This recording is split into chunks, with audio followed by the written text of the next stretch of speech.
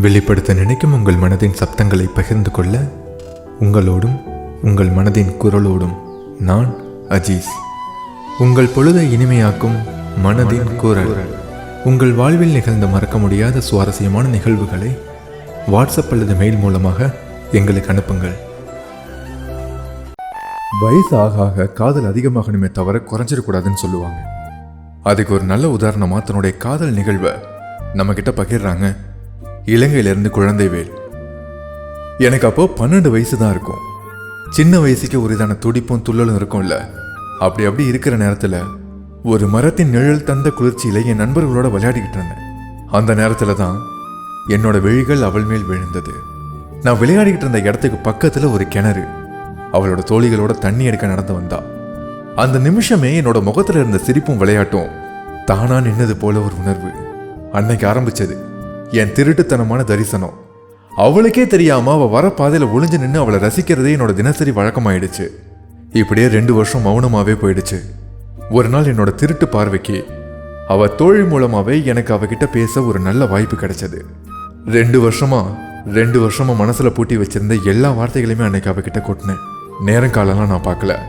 2 மணி நேரம், ஏன் மேலேயே கூட இருக்கும். அந்த நாள் அந்த நிமிஷம் மெதுவா எங்களுக்குள்ள இருந்த நட்பும் அதுக்குள்ள பதுங்கி இருந்த காதலும் சேர்ந்தே வளர்ந்துச்சு. காலங்களும் சக்கரமா உருண்டோடிருச்சு. எனக்கு 19 வயசு, அவளுக்கு 18 வயசு. இப்போ எங்க காதலை 2 பேர் வீட்லயும் சொல்ல வேண்டிய ஒரு கட்டாயம். வீட்லயும் சொன்னோம். என்ன ஆயிருக்கும் இந்நேரம் நீங்களே கணிச்சிருப்பீங்க. எங்க 2 பேர் வீட்லயுமே ஒத்துக்கல.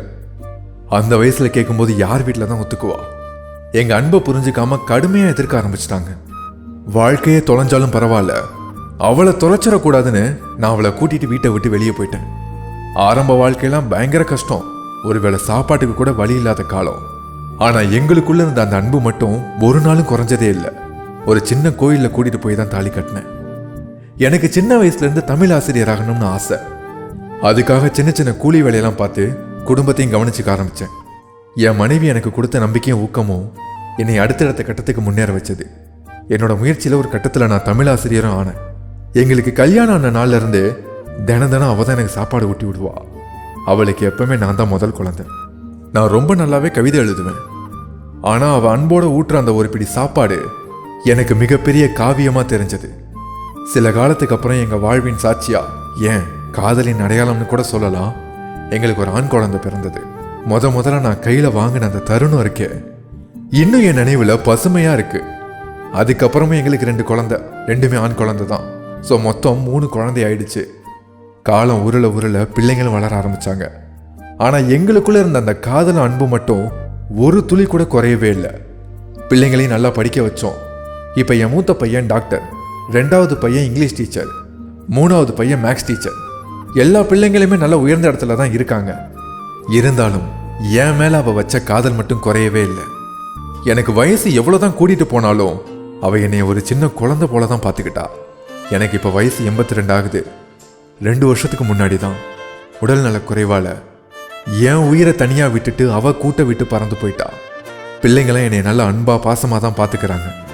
இருந்தாலும் அவ இல்லாத இந்த உலகத்துல நான் ரொம்ப தனிமையா தான் உணர்றேன். அவ இல்லாத வாழ்க்கையை என்னால ஏத்துக்க முடியல. ஒவ்வொரு நாளுமே அவ்வளோ கஷ்டமா இருக்கு. அன்னைக்கு கிணத்துல தண்ணி எடுக்க அவ தோழியோட நின்று என் விழிக்குள்ள நுழைந்த என் விழி அரசி இன்னும் என் கண்ணுக்குள்ளேயே தான் வாழ்றான். அவ போன அந்த இடத்துக்கு நானும் போறதுக்காக என்னோட இறப்பை எதிர்பார்த்து தினம் காத்திருக்கேன்னு தன்னோட உருக்கமான அந்த காதல் கதையை பகிர்ந்துக்கிட்டாங்க ஸ்ரீலங்கால இருந்து குழந்தைவேல். நான் இன்னொரு விஷயத்த சொல்றேன். இந்த கதையை நம்ம கிட்ட 4 மாசத்துக்கு முன்னாடி அனுப்பியிருந்தாங்க. நான் இப்பதான் உங்க கதையை படிச்சு சில சந்தேகத்துக்காக அவங்களுக்கு கால் பண்ணேன். அவரோட பேரன் தான் என்கிட்ட பேசினாங்க. விசாரிச்சு பார்க்கும்போது போன வாரம் தான் நமக்கு கதை அனுப்பின ஐயா குழந்தைவேல் அவரு தவறிட்டதா சொன்னாங்க. ஒவ்வொருத்தருடைய வாழ்க்கையிலையுமே சில விஷயங்கள் ரொம்ப பாதிப்பை ஏற்படுத்தும். அந்த மாதிரி தான் அந்த சம்பவம் எனக்கு ரொம்ப பாதிப்பு உண்டாக்கிருச்சு. எனவே நம்ம அவங்களுக்காக பிரார்த்திப்போம். இந்த கதை வடிவிலான இந்த வீடியோவை ஐயா குழந்தைவேல் அவர்களுக்கு நான் சமர்ப்பிக்கிறேன்.